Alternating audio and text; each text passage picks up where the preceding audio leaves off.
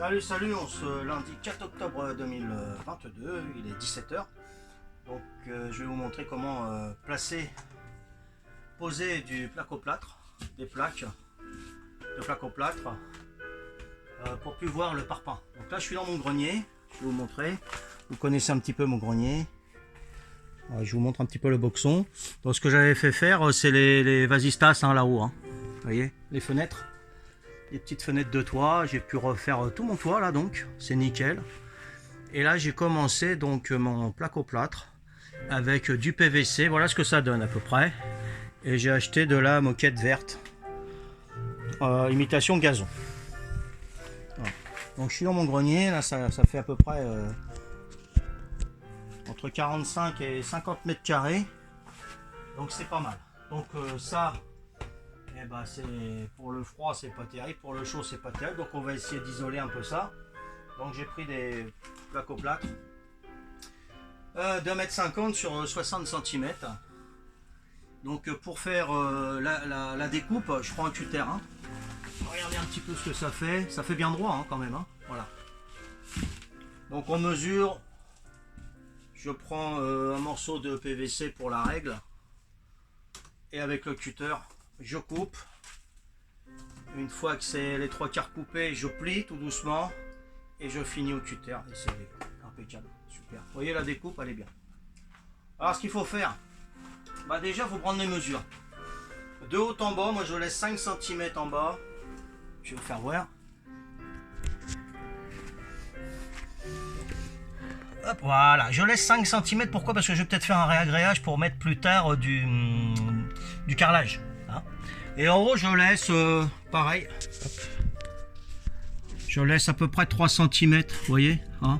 Ça sert à rien d'aller carrément là-haut avec les rails montants, hein. Ça s'appelle des rails montants, pas la peine, hein.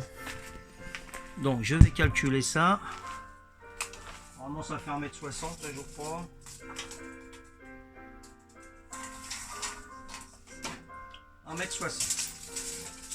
Donc on prend notre rail montant, on fait 1,60 m, on prend un marqueur, on met la petite griffe à 1,60 m, on se procure une sorte de sécateur spécial métal. Alors ça coupe, hein. Ça c'est... Voyez, donc j'ai préparé mon rail pour aller un peu plus vite. Là il fait 1,60 m. Je vais juste vous montrer comment que ça coupe ce truc. Voilà. Parce que bon, il est pas très drôle. Regardez un peu comment que ça coupe, hein. Faut mettre le doigt, hein. Voilà. Ça y est, c'est fait. À peu près, hein. Bon, on s'en fout, c'est pas droit. De toute façon, c'est caché après par les panneaux. Voilà. Ensuite, qu'est-ce qu'on fait? Ben, on mesure le panneau, on découpe le panneau comme je vous ai dit au cutter. On le met à côté. Voilà. On le met sur l'autre rail qui est installé. Voilà. Donc deux moitiés, hein. Parce que les artisans généralement ils en mettent deux. Non, pas un morceau là. Je vais vous faire voir ça.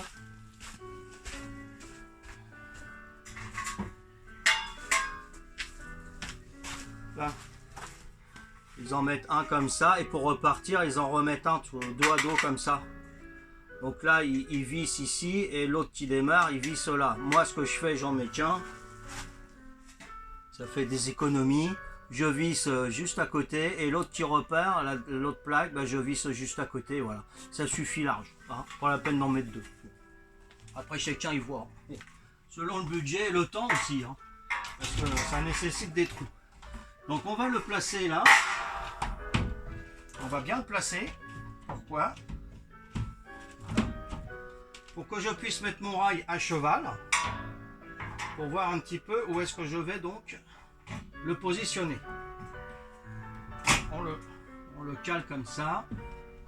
Une fois qu'on l'a bien calé, on prend son marqueur. On le met voilà, moitié-moitié, hein, pas de jaloux. Voilà.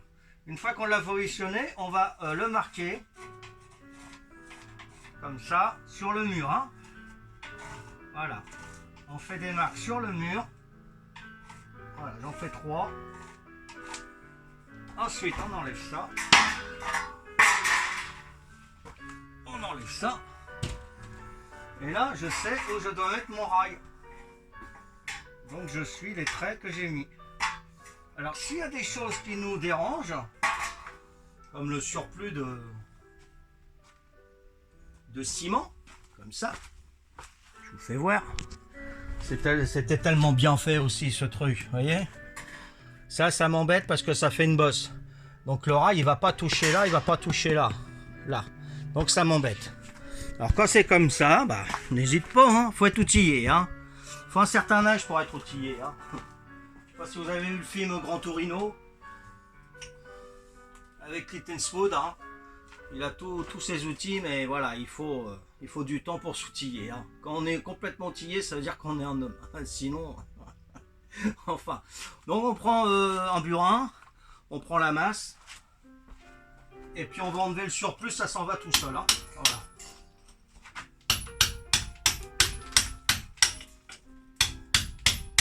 Voilà, ça s'en va par plaque, hein. Voilà. Et voilà. Vous voyez, ça c'est du surplus de béton, hein. On ramassera plus tard. Alors ensuite, donc on repositionne notre rail. On a le marqueur. On positionne le rail exactement là où c'est bon. Voilà. Et on va mettre des marques pour faire les trous.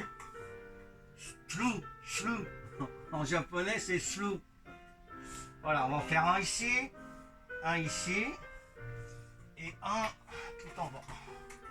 Et un ici. Voilà. Donc pourquoi faire des marques avant? Je vous explique. Parce que si on fait les trous n'importe où, on peut atterrir dans les fentes. Ou alors juste à côté de la fente. Et quand on va percer, ça va dégager. Donc ce qu'il faut, il faut bien repérer. Là on va faire un trou, là on est bien. Là on va faire un trou ici, on est bien. Voilà, faut pas faire de trou ici ou juste à côté. Parce que sinon ça va être compliqué. Donc vaut mieux centrer le trou sur le parpaing. Ok. Donc une fois qu'on a fait nos marques, les points noirs, on va prendre une perceuse. Hop, avec une mèche à métal. Pas à bois ni à béton, ça marche pas, hein. À métal. Et puis, tellement que ça marche bien, normalement je devrais le faire debout. Sans appui. Allez, hop. Voilà. Donc là j'ai fait le premier trou. Et je vais faire sortir ma mèche par l'autre côté. Pourquoi? Bah pour faire passer le tournevis, pour pouvoir visser la vis, sinon ça va être compliqué aussi cette histoire, hein. Voilà, allez, on y va. Voilà. Voilà, on voit à travers, hein. Voilà. Ah, on voit le... Ok, les trous de dessous. Et on fait pareil pour les deux autres. Bon, alors là c'est un peu plus bas. Voilà.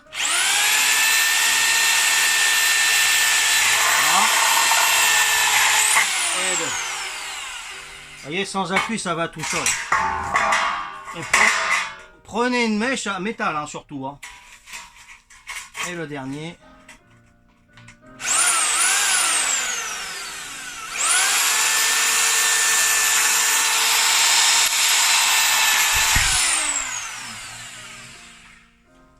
Ça doit être une mèche de 5 que j'ai, 5 mm. Ouais, ça doit être une mèche de 5 de diamètre. Voilà. Donc une fois que les trous sont faits, on va prendre un petit tournevis. On va prendre le marqueur. On va positionner là où on a fait le marquage. On positionne bien. Là où il y a le marquage. Je passe mon petit tournevis à travers les deux trous. Voilà. Je maintiens, je recule le rail. Voilà. Je prends mon marqueur et je mets le marquage là où il y a la pointe de mon tournevis. Là, voilà.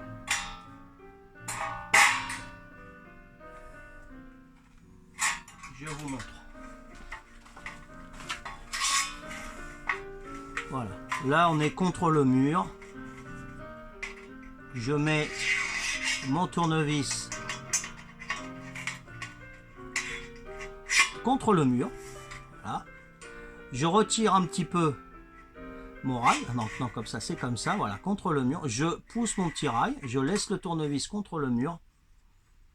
Et après, je mets ma pointe, mon traçage ici. Tac.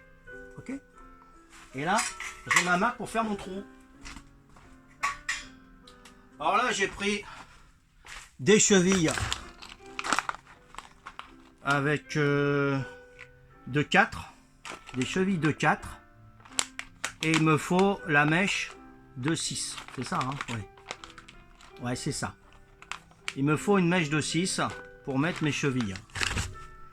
Alors, une mèche de 6 sur une perceuse perforeuse.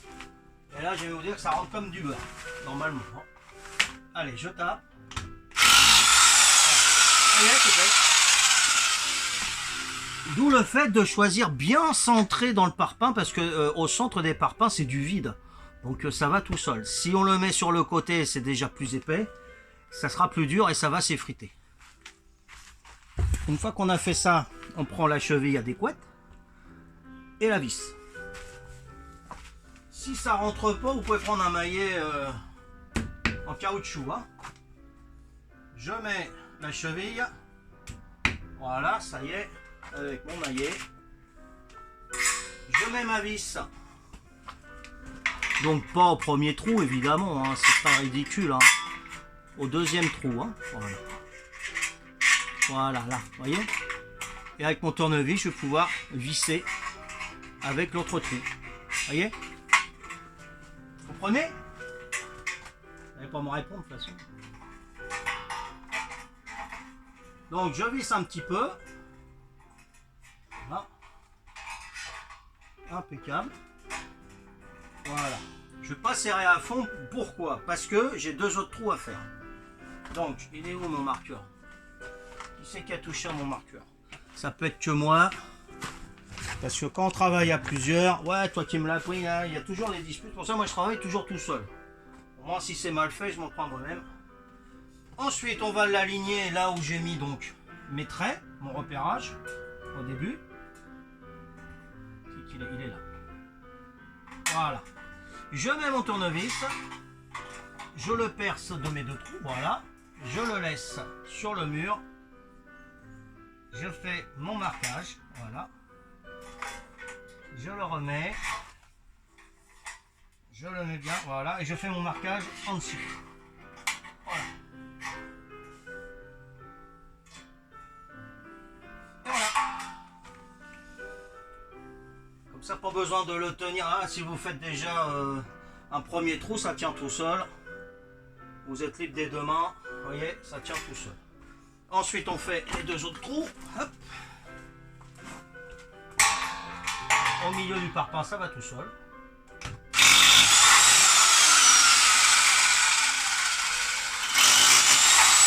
Voilà. C'est fait, tranquille, tranquille. Je prends 2 autres chevilles et 2 autres vis.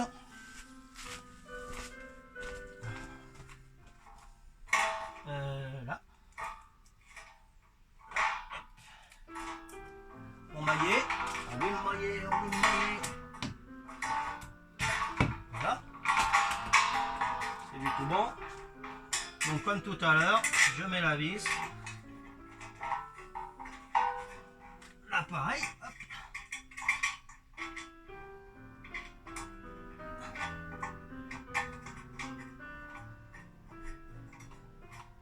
Voilà.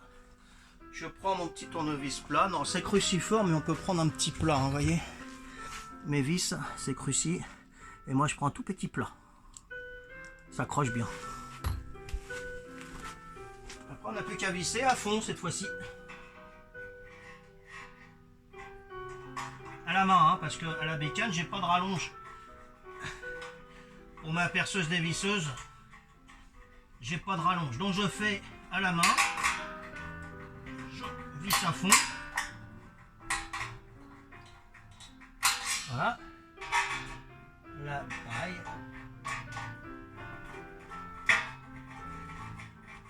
Donc 3 vis c'est bon, hein, ça suffit.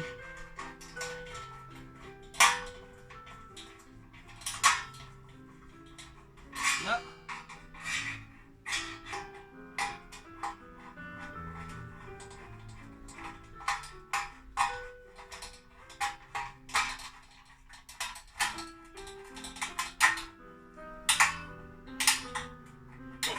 Voilà, vous voyez, là ça tient, là ça va impeccablement bien tenir. Vous êtes posé peut-être la question, mais à quoi ça sert les trous qu'il y a sur les rails montants sur les côtés? Parce qu'on les met comme ça contre le mur. Pourquoi il y a des trous sur les côtés? C'est tout simple, c'est pour faire passer les fils électriques. Si je veux mettre une prise là par exemple, vous voyez, je fais passer mes fils électriques à l'intérieur et ma prise elle sera ici. C'est tout simplement. Hein. Fils électriques ou plomberie aussi, hein. Les tuyaux de plomberie. Hein. C'est pour ça qu'il y a des trous comme ça. Donc ce sont des montants, hein, des rails montants, parce qu'il y a des rails de plafond aussi, hein, pour les faux plafonds. Hein. Une fois qu'on a fait ça, on a préparé notre planche à la dimension, notre placo-plâtre. Voilà. Alors ça c'est pour le PVC, hein, c'est pour caler mes PVC et après je mets le cache et puis ça fait nickel, ça fait chrome. Hein. Je vous montrerai ça tout à l'heure. Donc là elle est un petit peu penchée. Donc ça c'est pas évident à le maintenir tout seul. Alors j'ai une idée, j'ai une cale. Ça c'est une cale de voiture ou camion. Hein. Vous savez quand il y a une petite descente et tout, on met une cale sous la roue. Et voilà, ça fait une cale pliante comme ça. Et moi je la mets en dessous. Je la mets en dessous. Comme ça, ça va me maintenir un peu. Hop là. Voilà. Normalement, quand ça tient. Hein. Voilà. Alors, je le monte. Je pousse ma cale. Ouais, d'accord. Bon, ça marche pas à tous les coups.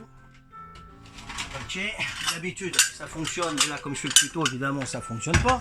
Donc ce qu'on va faire, on va mettre une cale, ce qu'on a hein, sous la main. Je vais mettre ça en dessous. Apparemment c'est pile poil, presque. Voilà, bon on se prend pas la tête, on prend un rail. Ensuite, voilà, il se maintient comme ça. Ensuite on prépare les petites vis noires.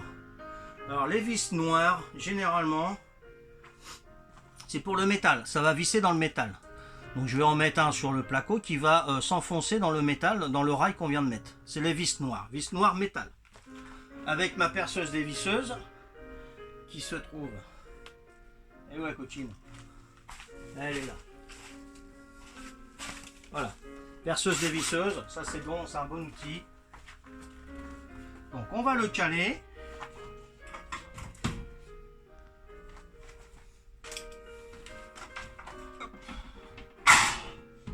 Passer au moment, mon truc. Alors, ce qu'on fait, le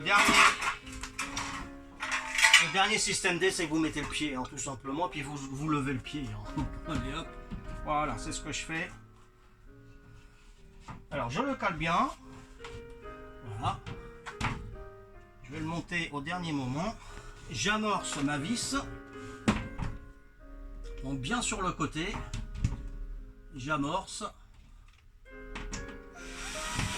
Voilà, là j'ai percé ma plaque. Maintenant je lève le maximum pour que ce soit bien droit. Et là je visse. Voilà, c'est crochet. Je vais pas lâcher parce que j'ai mis qu'une vis. Je vais en mettre une juste en dessous. Donc sur le placo-plâtre. Allez, faut que ça accroche, hein.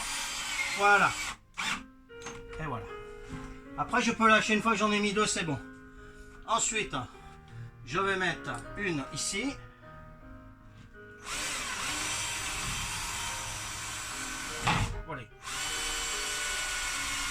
Voilà. Donc enfoncez pas trop, sinon ça va tout arracher. Hein. Parce qu'on est au bord quand même de la plaque, c'est pour économiser les rails comme je vous ai dit tout à l'heure. Hein. Voilà.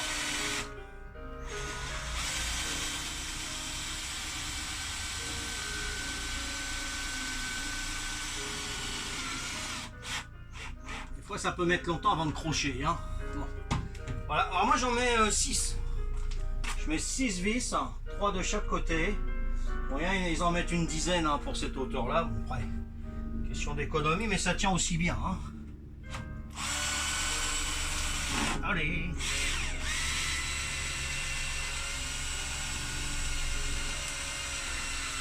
Allez. Voilà. Faut que ça accroche. Faut tourner, tourner, tourner le temps que ça accroche dans le métal. Hein. Ça rentre pas comme dans du beurre. Hein. Faut vraiment forcer un petit peu. Hein. Voilà. Et voilà. Good. Be good. Donc je vous fais voir au plus près le travail. Vous voyez. Donc en hauteur je suis pas mal. Vous voyez, je suis pas mal en hauteur. Là c'est la vis que j'ai mis. On est vraiment au bord. Hein. Si je vise plus, ça va complètement enfoncer le placo-plate. Ça va plus tenir. Hein. Vous voyez. Là une autre. Voilà. Regardez où je suis là. Vous voyez. Là et là j'ai encore la moitié pour l'autre qui va venir à l'autre plaque. Ok. Bon, ensuite c'est pas fini. Ensuite on met le PVC, on calcule, je laisse une petite marge en dessous. Hop. Vous voyez, il y a une petite marge en dessous. Hein. Hop, on va voir. Voilà, là vous voyez la marge. Parce que après je mets la plante, je mets un PVC moi. Hein. Ça fait aussi bien. Et c'est mieux qu'en bois. Un coup d'éponge, il n'y a plus rien. Les mythes, les termites, je veux dire, pas les mythes. Les mythes, c'est le linge. Les termites, ils n'aiment pas le PVC. Donc, il n'y a que du bon. Hein. Moi, je vous préconise surtout le PVC à la place du bois. Parce que le bois, c'est bien, mais à un moment donné, quand ça commence à être attaqué par les termites, il faut tout changer. Et quand il y a un diagnostic pour vendre la maison, ils tapent sur les poutres. Ils tapent pas sur des bambous, hein. C'est pour Philippe Laville. Hein. Ils tapent sur les poutres. Vous voyez, celle-là, elle a été mitée, ça, là, vous voyez un peu. Donc, on a dû en remettre une d'autres. Voilà. Et les diagnostiqueurs, ils tapent. Si ça top, le chien, il entend, là, tu vois, ça résonne dans la maison. Tandis que celui-là, ça sonne un peu creux, là. Ça sonne plus, voilà, il n'y a pas de termites. Donc, les diagnostiqueurs, ils font ça sur tout le bois, même les portes.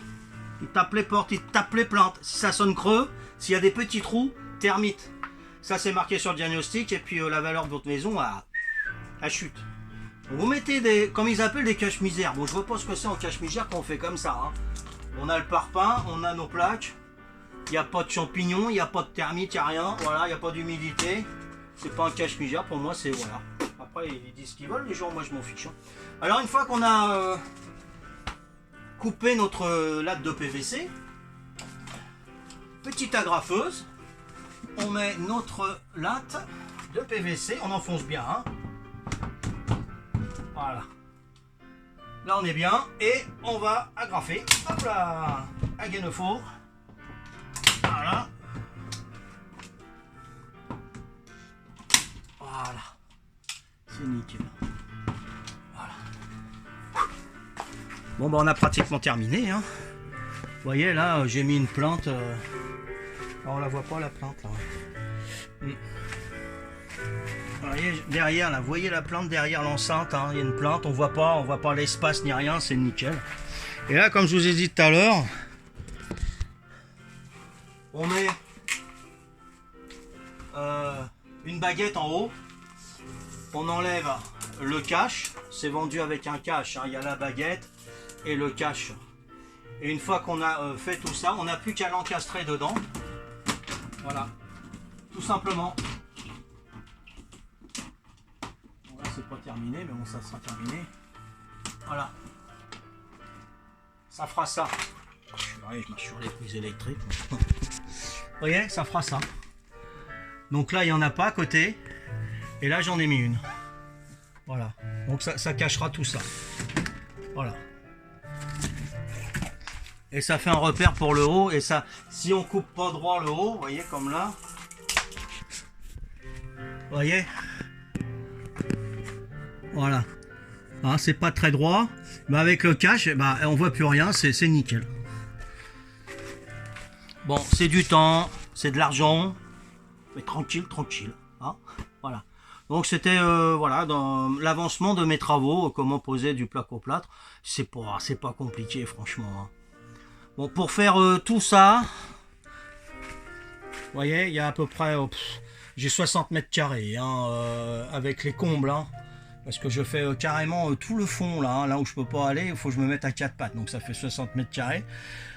Alors, le prix du PVC, le prix des plaques, le prix des baguettes, le prix des agrafes, le prix des vis avec les chevilles, le prix des rails. Voilà, c'est ça. Donc tout ce que je viens de vous dire, pour tout le tour des 60 mètres carrés à peu près, combien? Il y en a pour 1000 euros. 1000 euros et je fais tout ça. Ah. Donc si vous prenez un artisan, pour tout le temps de travail qu'il y a là, plus le matériel, je pense que vous allez atteindre les 3500-4000 euros. À peu près. Voilà. Ça sera certainement mieux fait que moi je l'ai fait, mais bon, moi je me contente et c'est une satisfaction de le faire soi-même. C'est nickel, c'est chrome, ça occupe les journées, ça valorise. Et il faut du temps et de l'argent. Voilà. Allez, ciao, ciao, bye bye, à plus. Hein. J'espère que ça vous a appris quelque chose. Hein. Allez, bonne journée, bon bricolage. Ciao, ciao, bye bye de Puppy Corse.